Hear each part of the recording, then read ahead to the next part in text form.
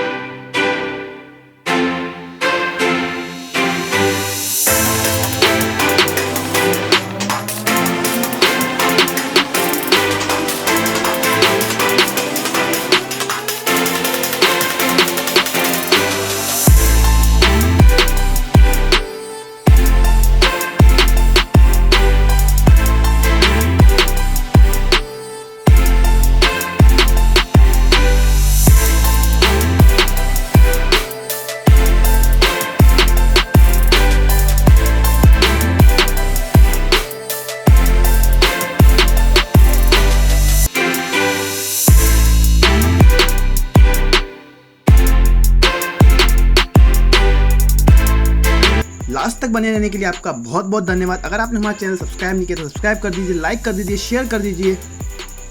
और अगर आपको इंस्टाग्राम की न्यूज़ फीड वगैरह ऑटोमोबाइल न्यूज़ में ज़रा सा भी इंटरेस्ट है तो www.motororigin.com को विजिट कर सकते हो। लिंक डिस्क्रिप्शन में मिल जाएगा, आपको चैनल के अबाउट सेक्शन में मिल जाएगा।